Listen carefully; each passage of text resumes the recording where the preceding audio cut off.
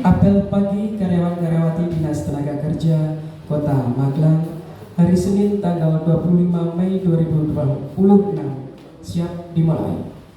Masing-masing pemimpin barisan menyiapkan barisannya.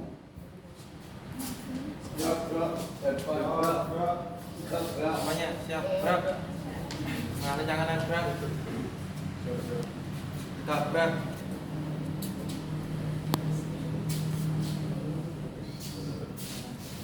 Pemimpin apel memasuki tempat apel.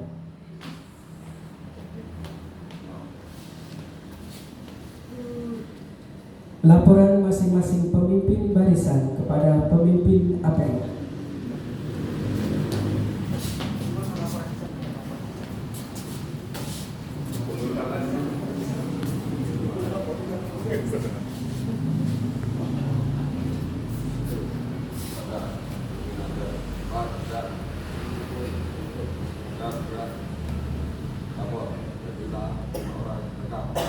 Lapor bagian umum dan keuangan benar. Lapor BLK 7 lapor juga benar. Enggak program selesai. Saya kembali.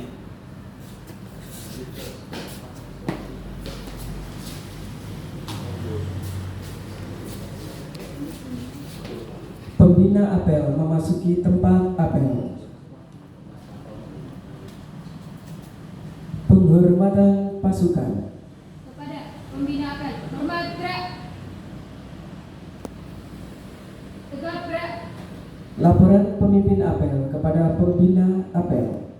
Lapor apel pagi karyawan-karyawati di Senaker Kota Magelang tanggal 25 Mei 2026 ikuti 29 orang siap dilaksanakan. Lanjutkan.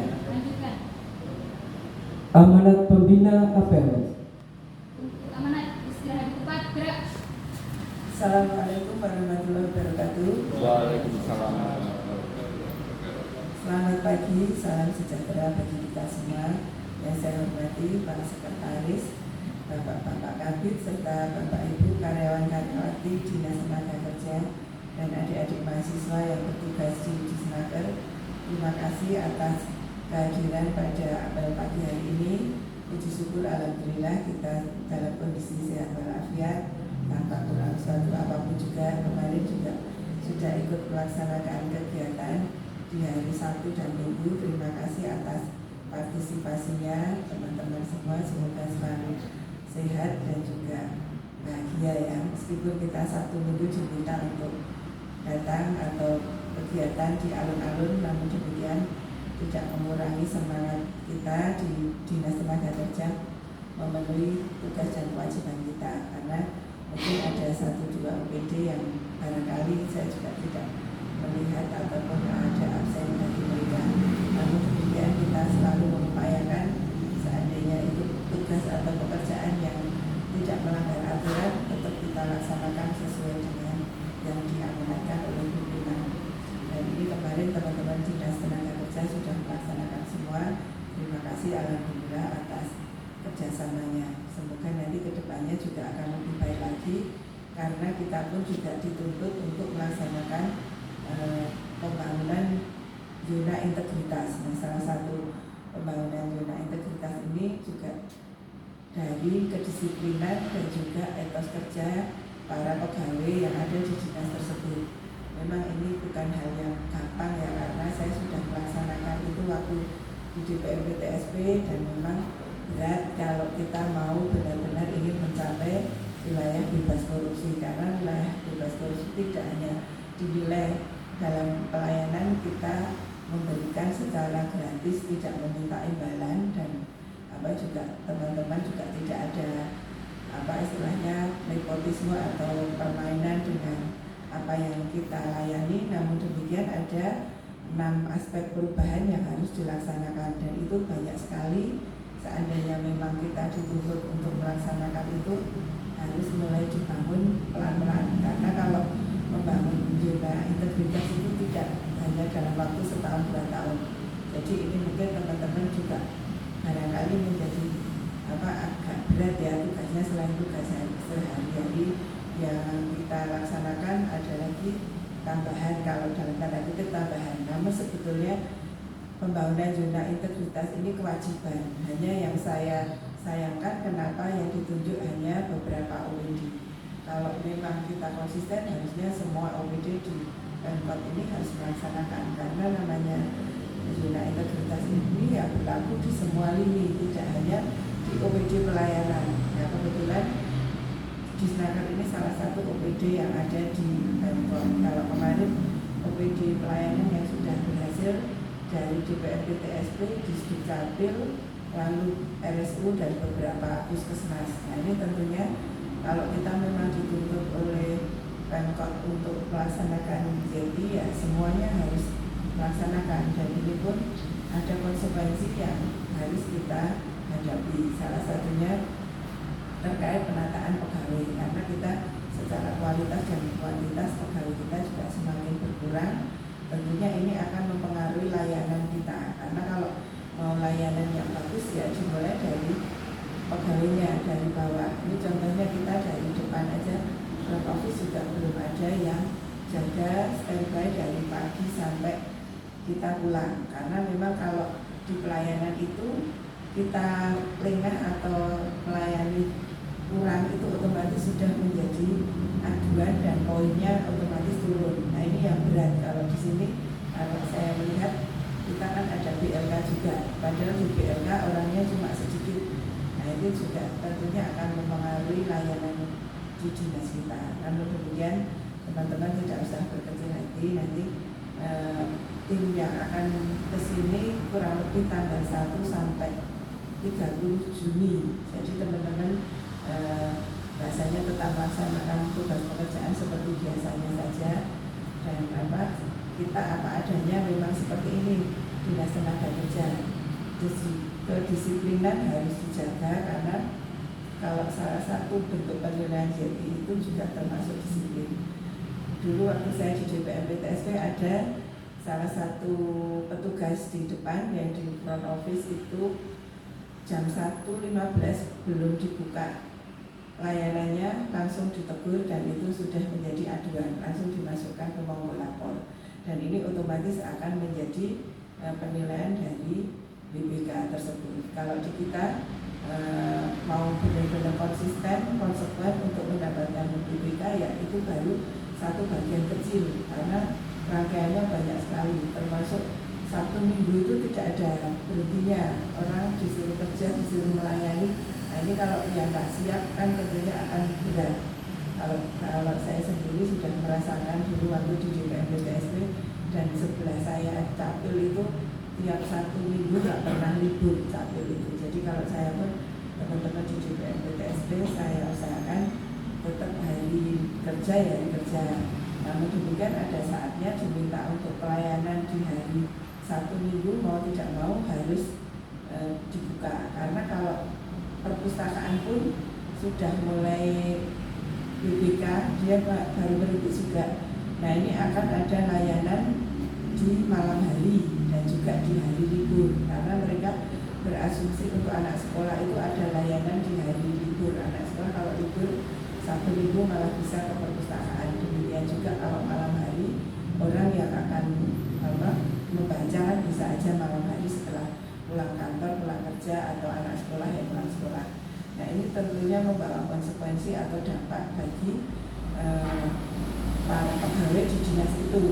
Nah, kalau saya melihat di sini kan seandainya itu diberlakukan juga agak sulit ya Kak. Namun demikian harapan saya tidak serta-merta atau tiba-tiba kita dimandatori untuk ikut melaksanakan seperti itu. Karena contohnya sekarang yang sudah jalan juga ada puskesmas pagi sore, itu otomatis mempengaruhi kinerja ataupun penataan dari pegawainya, harus diatur shiftnya pagi dan sore seperti apa. Nah, di kita ini jumlah SDM-nya juga terbatas, sehingga apabila hal-hal seperti capil, perpustakaan maupun puskesmas diberlakukan di sini tentunya akan memberatkan juga.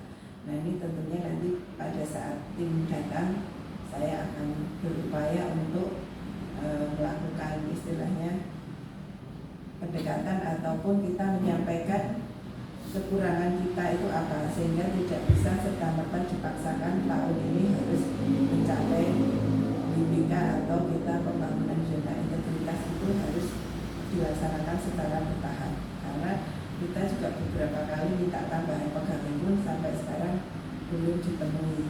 Padahal itu untuk memenuhi atau mengganti yang pensiun. Sementara ada beberapa bidang yang memang keterbatasan pegawai sehingga menyebabkan tugas pekerjaannya tidak selesai-selesai. Contohnya bidang peta. Dan ini kalau saya lihat kita terlalu disibukkan dengan pelatihan sehingga kegiatan utama di bidang peta pun banyak sekali yang belum bisa dilaksanakan. Dan ini salah satu bahasanya kekurangan di Dinas Tenaga Kerja ini yang harusnya memang menjadi perhatian dari pemerintah pusat atau pemerintah Pemkot apabila memang kita dituntut untuk mencapai WIPK.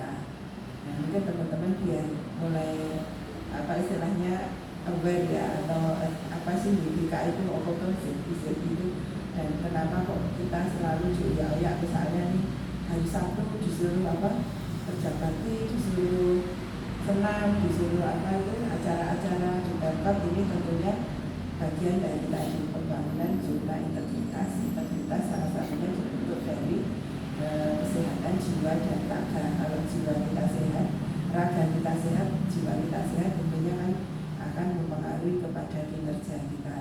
Dan ini kalau saya sendiri secara pribadi jangan sampai memberatkan teman-teman, karena memang kesehatan fisik dan mental itu penting, utamanya bagi yang masih muda-muda ini selalu dijaga. Kita yang sudah tua juga tetap berupaya biar selalu sehat, karena kondisi situasi kita semakin hari juga banyak sekali yang perlu untuk menjadikan kita prihatin, sehingga mau tidak mau kesehatan jiwa raga ini perlu diperhatikan. Mungkin itu saja dari saya. Sekali lagi saya ucapkan terima kasih atas partisipasi teman-teman pada hari Sabtu Minggu untuk melaksanakan tugas yang sudah dimandatori oleh Pemkot. Semoga teman-teman dalam melaksanakannya dengan sepenuh hati dan ini dijadikan kebiasaan untuk olahraga ini bukan suatu beban, namun suatu kewajiban bagi kita pribadi. Kalau tubuh kita sehat, itu yang memanfaatkan atau yang berguna bagi diri kita sendiri juga. Mungkin itu saja dari saya, kekurangannya mohon maaf dan dimaklumi. Demikian, terima kasih atas perhatiannya. Wassalamualaikum warahmatullahi wabarakatuh. Doa dipimpin oleh pembina apel. Untuk mengawali tugas pada pagi hari ini, berdoa mulai. Berdoa selesai. Laporan pemimpin apel kepada pembina apel. Lapor apel pagi telah dilaksanakan. Laporan selesai. Terima kasih, bubarkan. Bubarkan. Penghormatan kepada pembina apel. Kepada pembina apel, hormat gerak. Tegap gerak. Pembina apel meninggalkan tempat apel.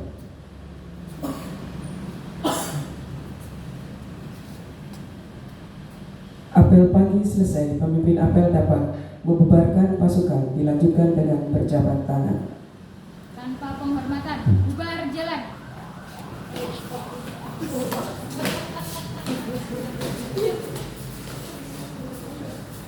Oke.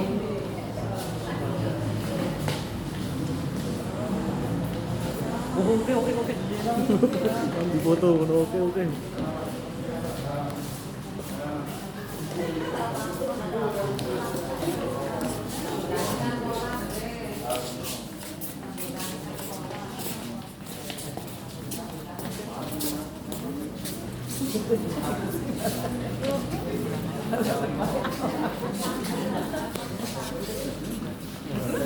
Di atas. Raden.